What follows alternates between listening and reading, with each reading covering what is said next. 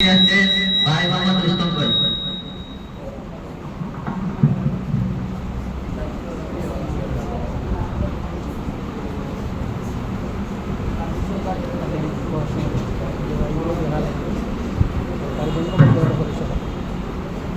نحمده ونصلي على أما بعد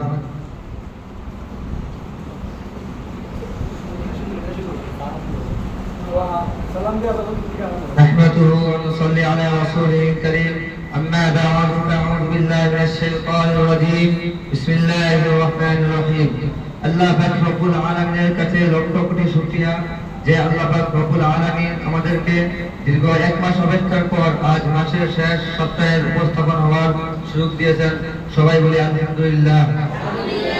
প্রত্যেক মাসের শেষ সাপ্তাহিক সভাটি হলো ভেরি স্পেশাল, কারণ শেষ সপ্তাহে সাপ্তাহিক সভার পুরস্কার দেওয়া হয়। আর এই সপ্তাহের আয়োজন করা হয়েছে সেই আকাঙ্ক্ষিত সাপ্তাহিক সভা। আজকে আমার নাম দেওয়া হয়েছে হাদিসে, অর্থাৎ আমাদের নবী অসংখ্য হাদিস থেকে কিছু হাদিস বলার জন্য। আগে আমরা জানবো হাদিস বলতে কি বুঝি। হাদিসের আবিধানিক অর্থ হলো বাক্য, কথা, বাণী। আর পারিভাষিক হলো সহজে ভাষা বলতে বুঝি। আমাদের প্রিয়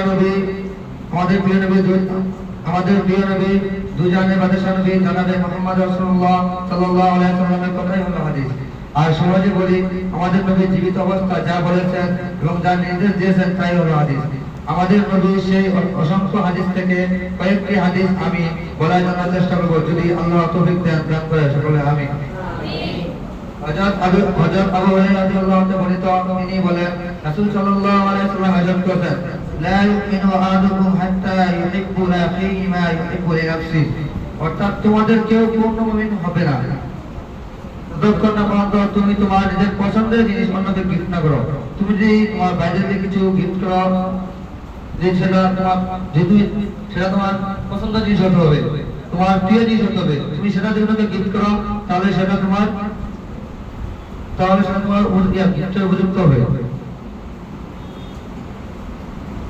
সবশেষে আমি হাদিসটা ছাত্র সংসদের বড় ভাইদের ধন্যবাদ দিতে চাই যে এত সুন্দর একটা প্ল্যাটফর্ম তৈরি করেছেন এবং আমাদেরকে দিয়ে আমাদের প্রিয় নবী কিছু হাদিস বলার সুযোগ করে দিয়েছেন।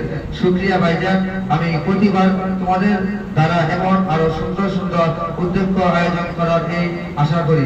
দোয়া রইল মন থেকে বড় ভাই। আসসালামু আলাইকুম।